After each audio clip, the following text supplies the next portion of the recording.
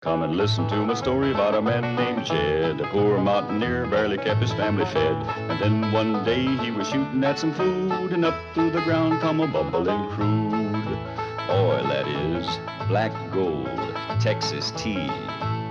Well, the first thing you know, old Jed's a millionaire. The kinfolks said, Jed, move away from there. Said, California is the place you ought to be. So they loaded up the truck and they moved to Beverly Hills, that is, swimming pools, movie stars. The Beverly Hillbillies.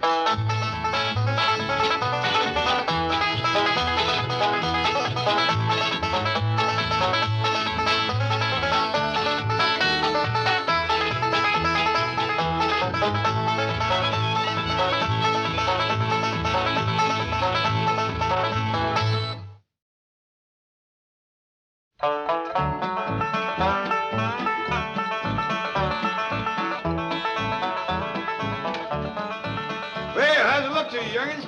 Larpin', Paul. Elmer and me sure like it better than that old mansion. Yeah, I reckon Granny's gonna feel the same way about it. Well, not me. Give me city living anytime. Well, we ain't got things in working order yet. Did you prime the pump? Yes, sir. Lay fire in the fireplace? Yes, sir. Well, now, I want you to go out and get some wood and lay it by, because the first thing Granny's gonna want to do is start cooking. Yes, sir.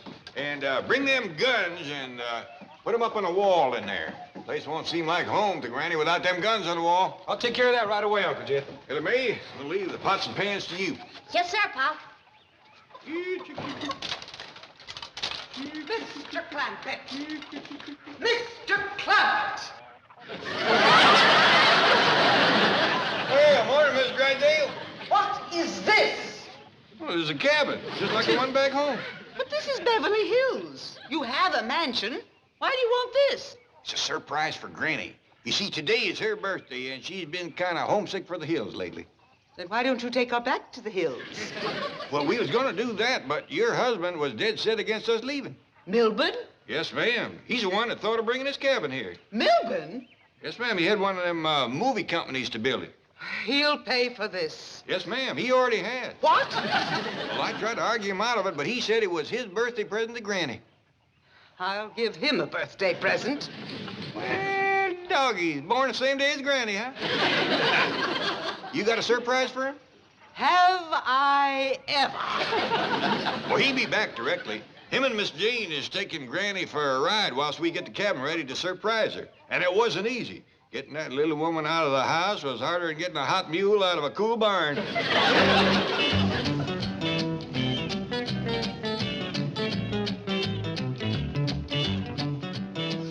Granny, you're home. Why did you bring me back here? My family don't want me. What? You heard them trying to get shed of me this morning. Go outside for a while, Granny.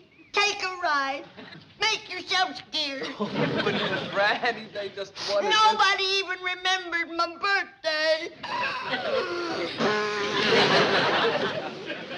I'll go around to the kitchen and put the candle to the cake. Right. Now, Granny, I'm sure your family wouldn't forget your birthday. Did you hear anybody say happy birthday? No, but... Did you see anybody give me a present? No, but... As much as one little old posy to pin on my dress? No, but... A single crumb of a birthday cake with candles on it, or hear my kinfolk singing to me? No, but... Oh, here comes Mr. Clampett. I'll bet he has something in mind. Yeah, how to get rid of poor old wore-out, useless Granny, that's what. Well, Granny, see, they brought you back. Now, we got a little surprise for you, but first off, we want you to put on this here blindfold. Ah, they're fixing to fire and squad me. You're gonna stand me up against a wall and shoot me. You hush that kind of talk. Here are the guns, Uncle Jed. I hear you, darn fool. Take him around back. Well, you didn't say which wall. Quiet and down, put on his blindfold, and come around back with us. No, at least give me a running start to make it to the head. Jethro, give me them guns and go fetch your Granny back. Oh, well.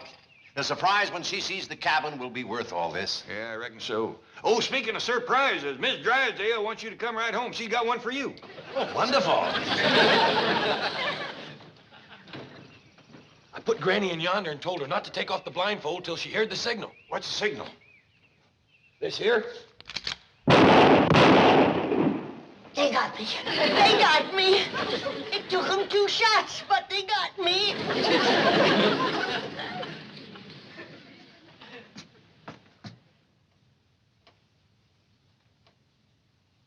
It's the cabin. It's the little cabin from back home.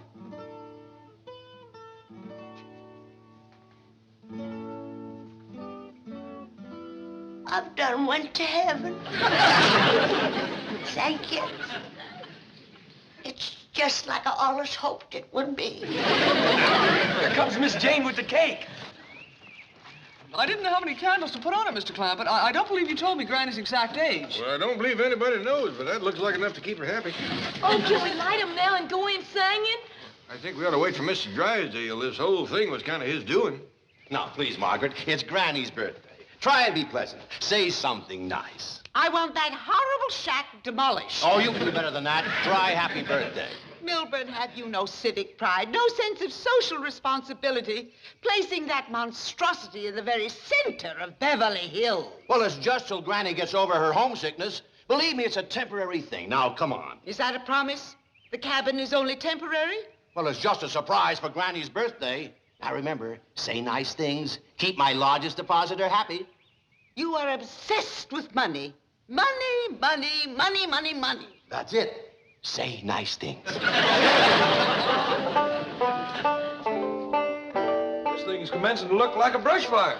Yeah, when you get to be Granny's age, you can pretty near bake a cake without an oven. Oh, good. Here come Mr. and Mrs. Drysdale. Fine. I kind of think they ought to be the first ones in, toting the cake. Ellie Mae, what's Granny doing?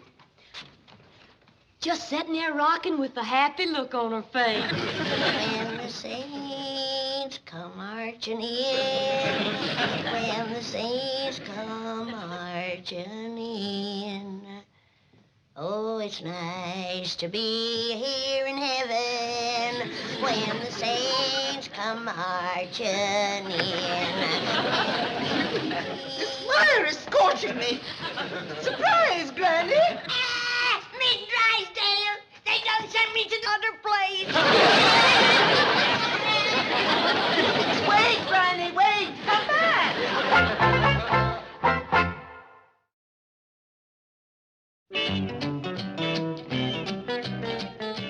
Margaret, I want to thank you for helping to surprise Granny. And what a surprise it was.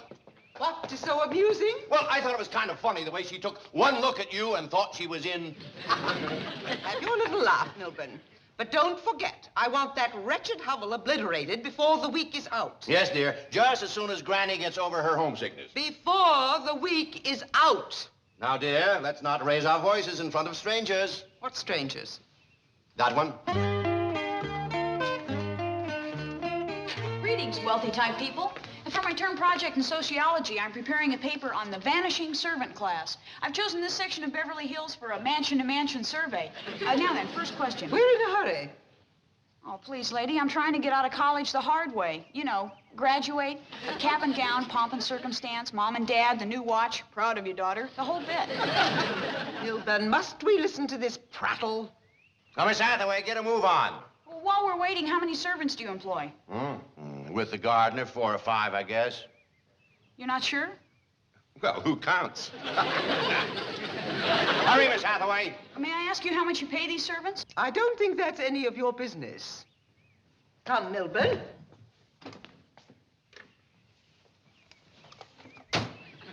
Did you employ more or fewer servants 5 years ago? Did you pay them more or less than now? Did you operate a guillotine during the French Revolution? You have the kind face of a lower income type. May I ask you some questions? Of course, yes. Get in the car. Right, Chief? Sorry, miss. When Mr. Drysdale cracks the whip, I must obey. Do you find that automation and labor-saving devices are replacing the servant to the extent that it affects the labor pool of qualified domestic workers? One question answered out of 103. Well, that's the best I've done yet. Well, howdy there, little lady. Hello. Do you do the gardening here? Well, I do some of the gardening and lots of other things besides. Place this size keeps me and my whole family busy. Oh, there's a family of you. How many? 4 is Granny. Today's her birthday. Aunt Ellie Mae, Jethro, and me. 4 of you? To take care of a place this size? Well, don't look like much, but that's a 35-room house there. And then there's about 9-10 acres of ground besides. Fantastic. How much does Mr. Drysdale pay you for this? Well, he don't pay us nothing. Nothing. No, ma'am. We don't expect him to. Why, if it wasn't for Mr. Drysdale, we'd all still be back in the hills. It was him that fixed it so we could live on this grand estate. But he pays you no money for the work you do? Is he supposed to? Oh, I want to ask you and your family a lot of questions. Can we go inside and talk? Well, they ain't in the mansion. They's in the cabin around back. Follow me. A cabin? In Beverly Hills? Cabin in Beverly Hills. Young lady, this here's my family. Here's Granny and Jethro and Ellie Mae. Howdy. Tobacco Road on Crestview Drive. I don't believe I caught your name. Jennings, Virginia Jennings. Well, come on in, set a spell. This is your house? Well, strictly speaking, it belongs to Mr. Drysdale, but he had it put here for us. He's a mighty nice man. Yeah, I'm all choked up. Granny, this young lady wants to ask us some questions. That's the way for young folks to learn. Jethro, you light the fire under my soap kettle. Yes, Granny. Ellie Mae, you fetch the lye in the rendering. Yes, Granny. Granny, you hadn't ought to be making soap on your birthday. Got to, Jed. We're plumb out. You mean you have to make your own soap? If I wanted, I do. Well, can't you just get it from the Drysdales? Oh, shucks, no. They use that fancy store-bought stuff. Much too highfalutin for folks like us. Sure is. My sociology professor will never believe this. Fireplace don't draw too good, Granny. Jed, I'm so grateful to have a fire to cook over again that I don't mind breathing a little smoke. Haven't you had a fire before now? Out here in California, no man. Not since we left the hills, pretty near 2 years ago. Hope you stay and share victuals with us, ma'am. That's a fine-looking mess of dandelion greens Granny's a-cooking. Ellie and me picked them from Miss Drysdale's yard last night. She caught us. Oh, was she mad, turned the hose on us. For picking dandelions out of her yard? Oh, not that she wants them for herself. Oh, no. Greens ain't good enough for Banker Drysdale's table. They have to have store-bought, butcher-cut, paper-wrapped meat every day. Now, Granny, you got to remember the Drysdales is high muckety-muck society folks. Next to them, we's rough as cobs. What do you eat, Granny? Oh, grits and greens, a little side meat now and then, and a scrawny California rabbit if Jed goes out hunting. Now, Granny, don't be poor, Martha. You know that when Cousin Pearl sends us a package of food from back home, ain't nobody in Beverly Hills eats better. What does your cousin Pearl send you? Oh, the best of everything. Crawdads, catfish, salted down possum. We was hoping for some fresh-laid eggs, but Miss Drysdale says we have to get rid of our chickens. Granny, your soap kettle's ready. Should I light the fire? Not until I check the wind, Ellie. If it's blowing over toward the Drysdales, we better hold off. The smell of Granny's soap cooking just naturally drives that woman into a rage and fury. This whole situation is an incredible anachronism. It's medieval Europe. It's feudalism. It's serfdom. You are vassals enthralled to a liege lord. How can this despicable anomaly exist in an enlightened 20th century America? Doggy, did you ever hear such big words come out of such a little girl? Well, May, if you went to school, you could talk like that. You never went to school? Oh, not more than a day or two. In your whole life? That's right. Granny, may I come back later today? You betcha. We're gonna fire up my birthday cake again and open up my present. I'd like to bring a camera, a tape recorder, and a sociology professor. Well, now, I can't let you give me no camera or recorder, but I will take a look at that sociable professor. Jethro, you hadn't ought to fire it up without checking the wind. It's heading straight for the Drysdale place. Well, I'm sorry, Uncle Jed. Well, you stir the soap so it won't scorch, and I'll get a bucket of water and douse the fire. Yes, sir.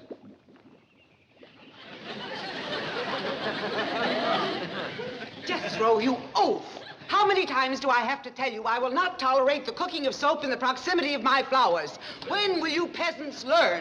Now get this mess out of here, you churlish lout! Do not despair, noble peasant. Never again will your handsome head cower beneath the bludgeon of the oppressor, nor your strong limbs chafe at the fetters of serfdom. I shall return and liberate you. What's she talking about? Near as I can figure out, she don't want us making soap neither.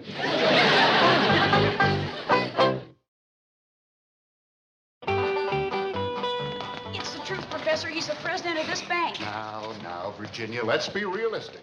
Mr. Drysdale is a community leader, a respected man, a responsible citizen. A feudal lord, that's what he is. And the Clampetts are his serfs, his vassals. They live in a little shack on the grounds of his estate. They have to poach dandelions from his lawn in order to eat. They'd starve if their family didn't send them food packages from back in the hills. Let's keep our voice down, shall we? Professor Graham, I have found a family living in virtual bondage in the very center of the wealthiest section of the wealthiest city of the wealthiest country in the world. They face poverty, pestilence, famine. Jimmy, lower your voice. The four horsemen of the apocalypse are riding the boulevards of Beverly Hills, and he wants me to lower my voice. I say, let's storm this Bastille. Let's liberate the prisoners of the tyrant Drysdale. Let's show him this is the land of the free and the home of the brave. Let's get out of here. Down with Drysdale, the despot! Yeah, let's get him. Oh, Margaret, will you change records? I've listened to you sing the hillbilly blues till it's coming out of my ears. But I put the cabin where no one can see it. All right, you can see it. Well, why did you go over there? Well, let them cook soap. They're clean people. Excuse me, Chief. The young lady who was up at the Clampett mansion is here with the sociology professor. They demand to see you. What about? The Clampetts. They wish to register a strong complaint. Well, throw them out. Let us see them, Chief. The bank guard says they are spokesmen for what might be described as rather an ugly mob. What a choice. I can listen to my wife or face an ugly mob. I'll take the mob. Goodbye, dear. Come in, please. Mr. Drysdale, this is Professor Robert Graham of the Department of Social Sciences at the university. Big deal. So what's your complaint about the Clampetts? Aha, you've had others. Every day, and I'm sick of them. Have you no social conscience, no civic pride? Has your greed destroyed Ginny, I'd better do the talking. Mr. Drysdale, are you responsible for a family of 4 hillbillies occupying a squalid cabin in the middle of Beverly Hills? Yes, I am, and it's not squalid, it's clean. Does it have modern conveniences, modern plumbing? No, but they're very happy there. Or would be if Badinsky's like you would leave them alone. Would you live there, Mr. Drysdale? Oh, of course not. My wife would leave me like that. Hey, wait a minute, maybe...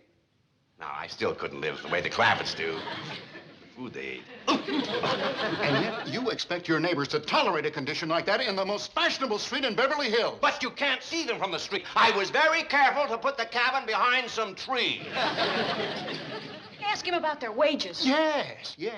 Is it true that not one of them earns even a minimum salary?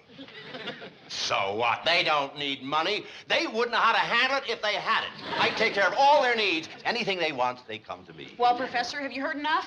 I think so. Well, I think so, too. And next time, keep your nose out of other people's business. The Clampetts are staying right where they are. We'll see about that, you tyrant. Caesar had his Brutus, Charles I his Cromwell, and Drysdale will have his Ginny Jennings.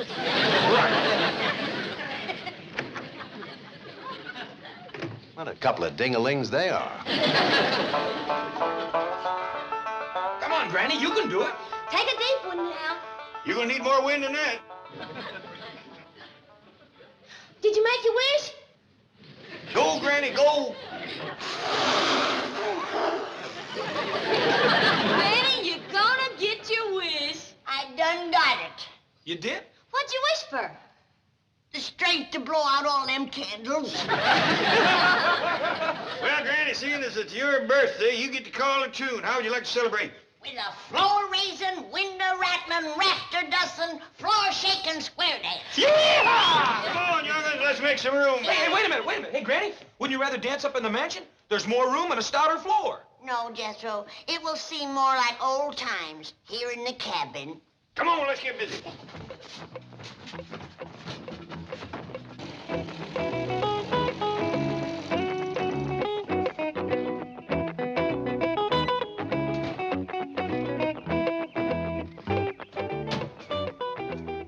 magnificent mansion. Take a good look, Professor. And then I'll take you around back and show you where the Clampetts live. The poor people who take care of this beautiful estate. That lawn, it's like a carpet. Watered by the tears of the oppressed. Clipped by toil-worn hands. Now, Ginny, save it for your term paper. Is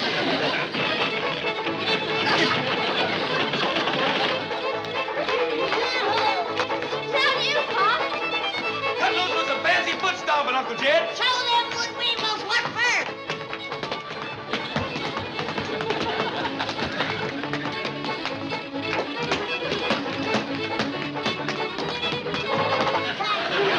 I don't know about you, but I'm as thirsty as a hound chased fox. Me too. I dashed me up a parched throat, too. Me too. Same here. Jethro, I thought you primed this pump. Didn't do no good. Mr. Drysdale forgot to connect the water. Well, take this bucket and fill it from one of them hose spigots outside. Yes, sir, Uncle Jed. Well, there it is. Why, it's even worse than you described it. Do you know they didn't even have fire until today? Incredible. How can the Drysdales sit up there in their million-dollar mansion eating store-bought, butcher-cut, paper-wrapped meat while their servants live here eating grass? It's a throwback. It's 100 years of civilization down the drain. Howdy, Miss Jenny. Oh, hello, Jethro. This is Professor Graham. Howdy. Oh, hello, Jethro. What's that you're carrying? Drinking water. Don't you have water in the cabin? Mr. Drysdale never had it hooked up. We's fixing to die of thirst. Come on inside. It's Granny's birthday, and we's having a square dance. Isn't that magnificent? Starving, dying of thirst, and they can still dance. The flame of the human spirit is hard to extinguish. Inspired by courage like that, we shall lead these people to freedom. Go on, Granny!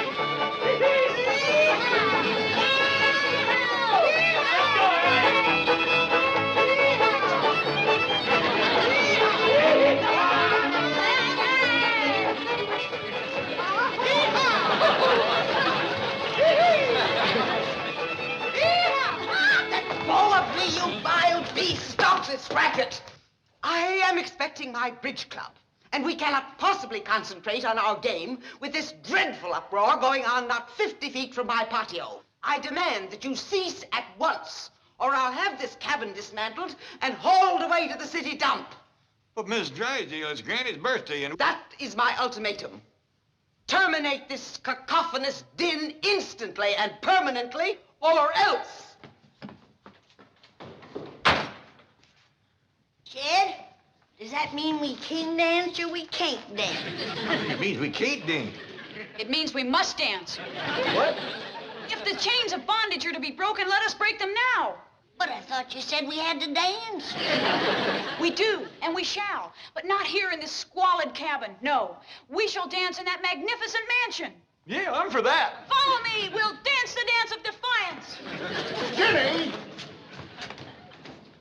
Granny, you ever hear of that dance? No, but if I can watch her for a minute or two, I'll be able to pick it up. Come on, everybody. We're getting too crowded in here anyway.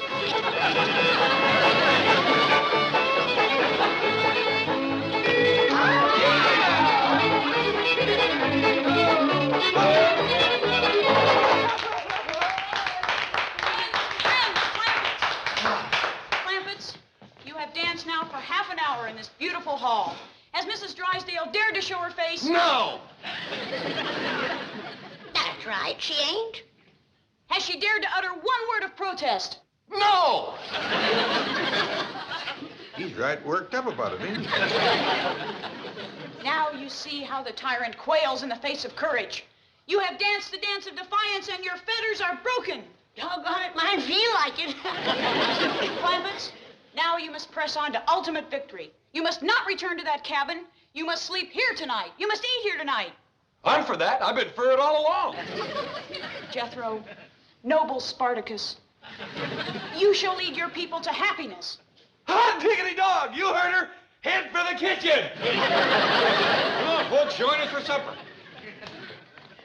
Shall we? No, we have ignited the torch of liberty, but they have won the battle of freedom. You're right. To them alone belong the fruits of victory. Right. Store-bought, butcher-cut, paper-wrapped meat.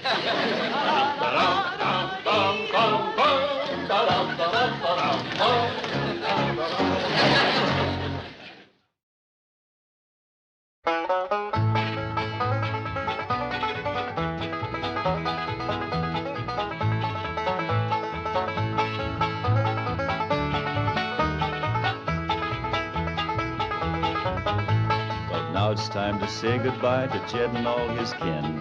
They would like to thank you folks for kindly dropping in. You're all invited back next week to this locality to have a heaping helping of their hospitality. Hillbilly, that is. Set a spell. Take your shoes off. Y'all come back now. Here? This has been a Filmways presentation.